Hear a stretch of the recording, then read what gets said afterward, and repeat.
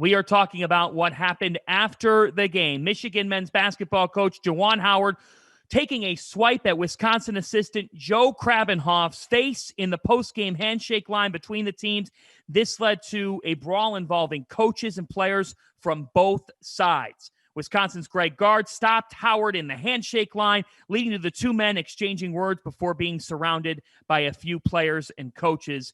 Howard has put his finger in Gard's face. He grabbed Gard's sweater before Krabenhoff came over in the middle of the scrum, and that was when JUWAN Howard reached out and struck Krabenhoff's face. Players got into it. It led to extracurriculars, and that is what we lead off with here tonight. SiriusXM Channel 84. We're on YouTube. We're on Twitter. We're presented by Bet Rivers. I'm your host, John Fanta. We have a great panel for you tonight. He played. He has coached. He's been around the game throughout his entire life. Randolph Childress is with us. We also welcome in Doug Gottlieb, who played the game, who's been around the game for his whole life and has given a ton to this game and this sport. He's with us. And we welcome in Rob Dauster as well. A terrific panel for this very serious topic, a loaded incident in a variety of capacities. Randolph, what is your reaction to what took place today with JUWAN Howard? You know what? I'm a lot calmer now than I was earlier. My emotions was all over the place with this, as I'm sure everyone. You've watched. I watched it several times. I'm trying to get as much information as I could before I even attempted to speak on it. But the biggest thing that I come out of it with, as I've watched everyone's commentary about it, is it's not a black and white issue. It's a failure in leadership issue, and Coach Gard, everyone has some everyone has some reasons for or some cause in this, I'd say. I mean, it's just, you don't grab a coach, you don't put your hands on a coach, for one. And I'm not saying JUWAN is 1,000% wrong. I mean, he's wrong for swing. There's never a reason to hit someone. But having said that, when you watch the tape again, is he defending one of his players? And one of his players, his assistant coach, is Krabenhoff grabbing one of his players and putting his hands on one of his players. It's just a complete and utter failure of leadership. And I got so much on my mind to say, and I'm struggling even to get it out, really, other than to say both sides, from Wisconsin and Michigan, utter failure in leadership. And there's going to be severe penalties that now the players are going to pay for fighting, and some of them feeling as though they're defending coaches and whatnot. I mean, there was so many stories, and we'll get into it. I'll let you guys kind of comment, and I'll come back to it. I just, in some parts of this, I'm just speechless.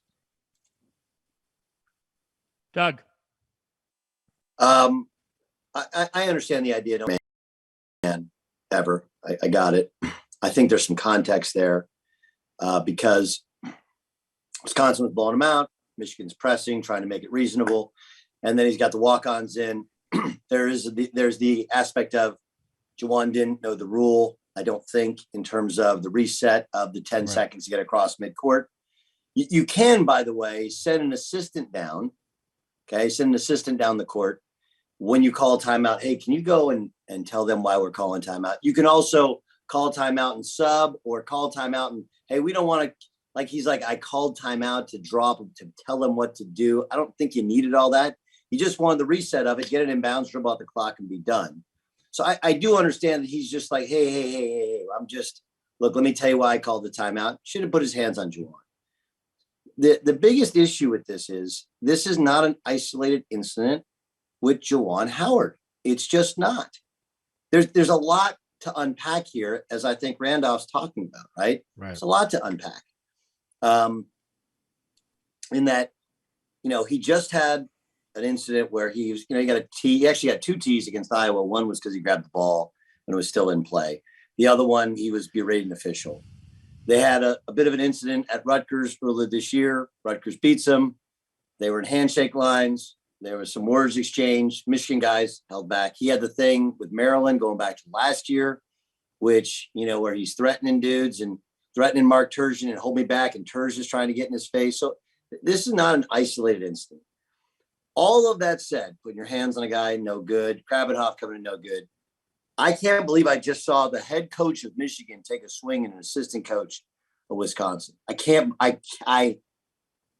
This is, by the way, this is a great panel. I mean, Randolph looks 10 years younger than me, but I mean, I grew up idolizing the guy. The guy was a straight baller. Okay. But Fanta, you and I are actually a lot alike, even though we had never met and our ages are very different. And you love basketball the way I love basketball. Matter of fact, I grew up loving the Big East in California because it was on at 4:00 in the afternoon. I come home and I flip it on and I watch the Big East games. And my mom's a Syracuse alum. My dad went to Syracuse for a year. We used to watch all the and they used to recruit California guys for my dad's AU program. So, I mean, I love college basketball. I can put you chapter and verse of games that I watched, and I've never seen anything like it. And then what's amazing about social media is you have the excuse making. Well, we should no handshake. Why do we do handshake lines? And like reputable people, Seth Greenberg. I know that Seth that Seth came out and said, "Why do we have handshake?" Seth Davis is like, ridiculous. Do away with handshake lines. Like, you can't take a swing at another coach. And it wasn't like there was a melee. He got thrown into it. He was the one who started the melee by slapping Krabenhoff's face. There's the other layer to it, which, again, this is kind of like inside the Big Ten, where not only do people not like JUWAN because he has a big, bold personality and he tries to not take shit from anybody or take anything from anybody, but then there's the Wisconsin where they're kind of viewed as like the St. Louis Cardinals, where they think they invented the game, right? So there's like equal levels of arrogance going at it. But I just can't believe, man, that I saw the head coach of Michigan. We're not talking about Eastern Michigan. We're not talking about Stephen F. Austin. We're not talking about any other podunk school. We're talking about Michigan. Then we're talking about JUWAN Howard, one of the most respected men in basketball. Right? He's a guy like, dude, I love you. I met him. I love JUWAN. He just took a swing and told Kavanaugh. That really happened, not just in our lifetime. Today on national TV, this is first time. I'm kind of without words. That's how I feel. You know what my biggest issue with it is, and the reason why I have a big problem with what JUWAN Howard did is that he's not the one that's going to feel the brunt of the ramifications of this. Yes, he's going to get probably like a 5-game suspension, probably the rest of the regular season or whatever it is, right? Like he's going to have to face some kind of penalty for it. And honestly, I think Joe Krabenhoff should probably face some kind of suspension. You can't put your hands on an opposing team, and I'm sure that he said something that kind of got that reaction. I think Greg Gard, I don't think he was right for grabbing JUWAN Howard. It was clear JUWAN Howard wanted to walk by. If the man doesn't want to talk to you, he doesn't want to talk to you. But JUWAN Howard taking that swing, right? It set off that altercation where a Wisconsin assistant gets pushed into Terrence Williams. Terrence Williams falls into the crowd. He's swinging at the guy because he thinks he got tackled. Jacoby Neath from Wisconsin comes over, sees a player swinging at one of his assistant coaches. He goes over there, starts throwing punches of his own. Moussa Diabate turns around, sees the Wisconsin player punching his teammate, and that's when he starts throwing the haymakers, the wild ones. And the Moussa Diabate punches are the ones that really popped out because he's bigger than everybody, and everybody could see it on national television. He's going to get suspended. This is going to be something that hangs with him. I don't know how long he's going to be suspended for, but I would not be surprised if he didn't play again in the regular season as well. You can't throw the punches that he threw and not have some kind of ramification for it. And that's going to hang with him. This is a kid that has a chance to be a first-round pick. And all of that happened because JUWAN Howard was too immature to be able to not throw a punch or take a swing or whatever you want to call it, a swipe, a slap, whatever it is. He took a swing at another coach, and it resulted in his players having to face this kind of punishment. And it's going to be something that hangs with them. And let's call it what it is. That's a young black man that just threw a punch at somebody, right, on national television. There's things that come with that. There's ramifications that come with that. And it's not fair that Moussa Diabate is going to have to deal with it because his reaction was protecting a teammate that was in a fight because JUWAN Howard had to take a swing at a guy that wanted to get in his face. It's just JUWAN has to be better than that. There's a lot of people that are wrong. JUWAN Howard did the one thing you cannot do, and his players that came to his program and trusted him are the ones that are going to have to pay for it. That's what fires me up about this. The kids are going to be the ones that get hurt. What are you going to say, Doug? Go ahead. I was going to say, like, there's a couple different things that you dove into. Here's the first thing. Okay. Juwan Howard was a player for a long time.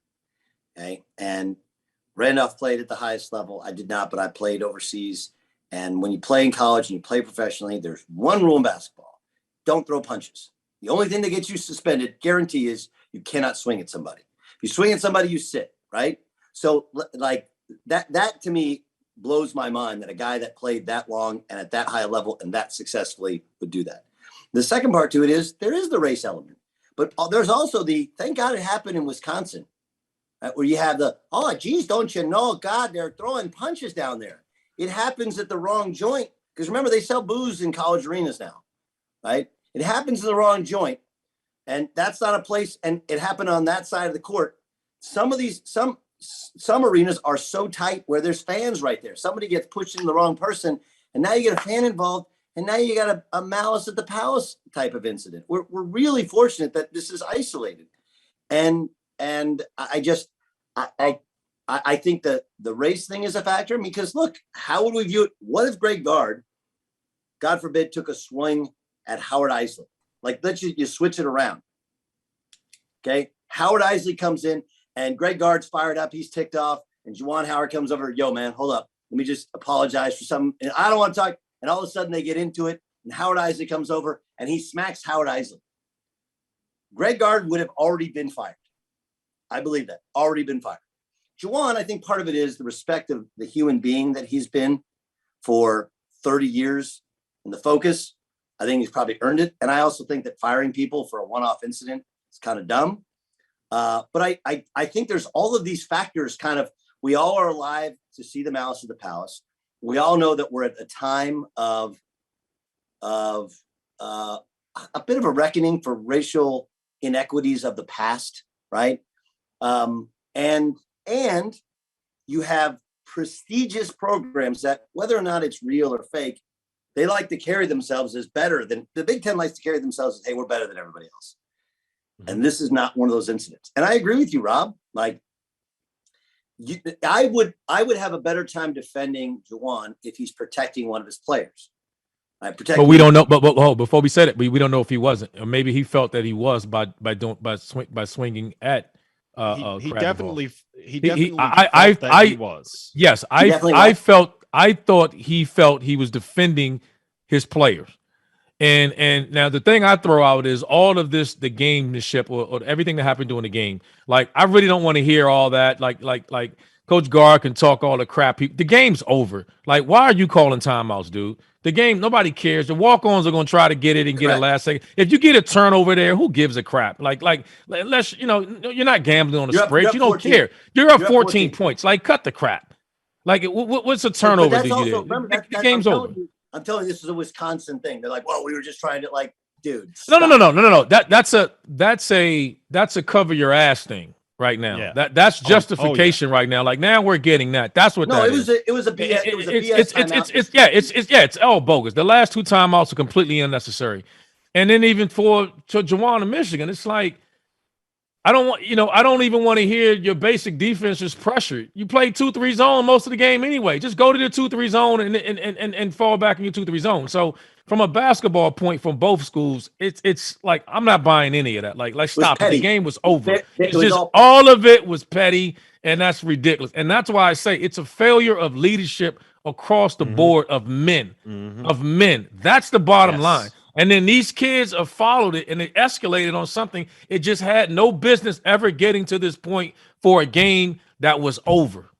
Yes, it was a double-digit game, and we're bringing this crap about the timeouts and man, stop it, man. Like, come on. Let me ask the question, Fanta. I know you were fired up about this. I'm gonna read something that and a guy who I know and respect. Okay, Mark Price just tweeted. Yeah, I've been saying this for a long time. It's time for the NCAA to get rid of post-game handshakes. The Michigan-Wisconsin incident today cements it for me. It's never been a good move after a heated game to be close to an opponent. Emotions are too fresh. The NBA figured this out a long time ago. Jamel Thomas, 530 to people who remember him from Providence fame. He's been tweeting back and forth. But take note, Gottlieb show. Nothing biased or promoting neither coach. Talk solutions, not a man losing his job. Yeah, so my reaction to that is this. I love Mark Price. I grew up a Cavaliers fan. and still am a Cavaliers fan. And Mark Price was before my time, but that doesn't mean I didn't watch Mark Price highlights growing up. I vehemently disagree with Mark Price. And I didn't play the game, didn't coach the game, but we talk about setting an example. We talk about being an adult. And an example was set today when the coaches went at each other. It carried down into the players, and that'll leave a mark on them. If you can't shake somebody's hand, you shouldn't be playing the game to begin with. This goes beyond basketball. This goes to setting an example, which at the core of it is what this whole college athletics landscape, some of it sounds corny, a lot of it people make fun of.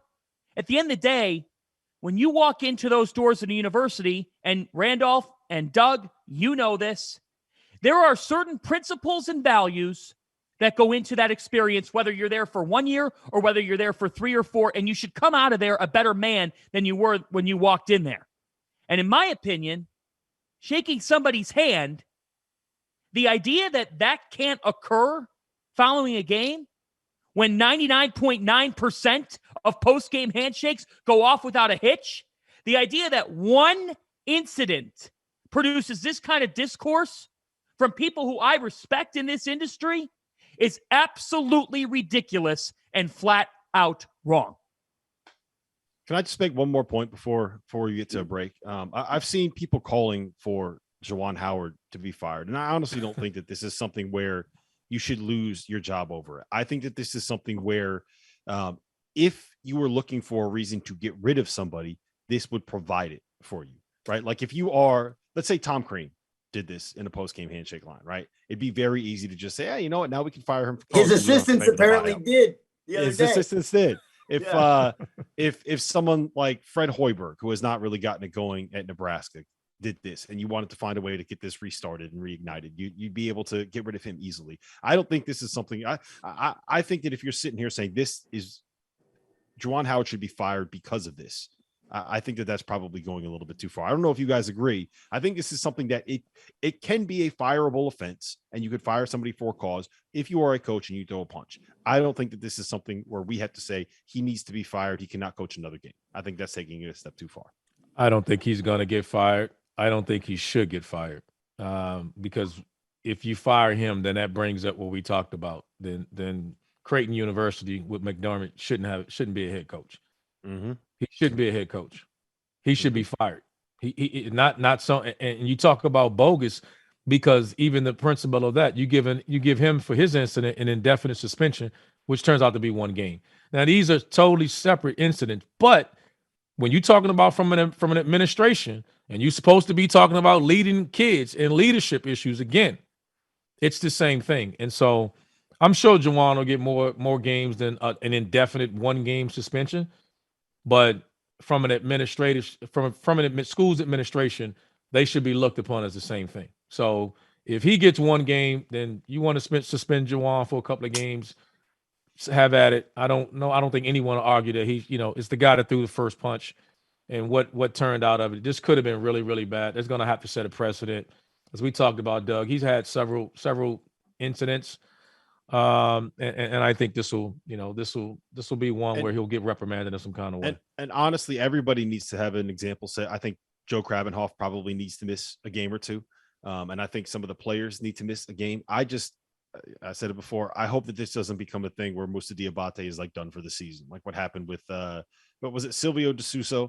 That went in the crowd in the Kansas game. Like I just hope it's not to that level, because to me, Moussa Diabate stepping up and taking a couple swings because he sees a teammate getting punched is not a situation where you have to vilify the kid when he is following the footsteps of the person that's supposed to be his leader. That's just no. I hope it doesn't hurt that kid. I'll say this to you guys. I reached out to Jacoby Neath. As many of you know, Jacoby was at Wake and I had a chance to, obviously I know him well, and I reached out to him about the incident.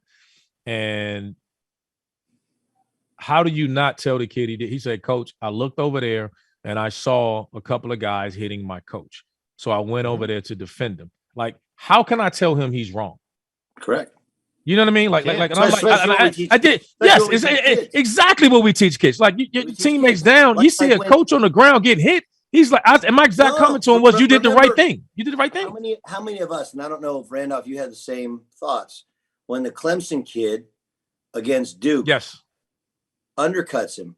Like, dude, that happens. And against Oklahoma State, somebody's getting punched. It's like that Hoosiers incident. Like, you're going down. We wanted to fight Florida, lead 8. Okay, they're dribbling out the clock. And one of Florida's bench players goes in and dunks it. Like, we're about to shake hands. They're going to the Final Four. We feel terrible. Our 6 seniors graduate, and they go in and dunk it. We want to fight right then, right? So, like, that is what you're taught in terms of sticking together. I understand it. Let me first start with what John said. I think it's insane to eliminate handshake lines, because I actually think it's the opposite of what people are saying. That because we've had these incidents, it makes it even more important. We know, I understand the emotions of it. That makes it even more important. I use this analogy. My son is 12 now. When he was even littler, he wrestled. And I fell in love with wrestling because at the end of it, I'm talking like Greco-Roman style, right? Like you see in the Olympics. Not like The Rock. Not Undertaker. No, Right. I'm just imagining Gottlieb dropping a people's elbow on a 3-year-old. Yes. On Goodman. on his own kids. Yes. Yeah. They raise the hand of the guy who won. Okay. And the other kid has to look over at him, shake his hand, and then go and shake the coach's hand and look him in the eye. I coached a game today. Okay. My team lost. And I was upset. And I was upset just because the guy's not playing hard. Little kid's not playing hard. And I was about to give my kid a whooping because he's like, I'm not really, but he's like, Dad, can I go hang out at Mamba's house? Like, dude, we just got done playing. Go shake your hand and shake it and tell them good game because they whooped you, right? Because that's what being, and I hate to be, I'm not trying to be male chauvinist pig. I'm just telling you what John McLeod taught me, Andy Brown, Tom McCluskey, who I played for in high school, taught me, what Eddie Sutton taught me is you look someone in the eye and you tell them good game. Okay. And you don't say anything. You don't talk trash. You don't say anything. You shake their hands and you tell them good game. And that's it. And that's all you got to do. Right. So this idea that because it's like the shoe bomber guy, and we still got to take off our shoes when 15 years ago, some idiot will try to blow up a plane with his shoe. Like, we're going to eliminate handshake lines because guys can't help. No, that makes it even more important to tell the players, this is what we do. You line up, you shake hands, you look someone in the eye, and you say good game. And then you get your ass into the locker room and we'll figure out what we did wrong. That's it.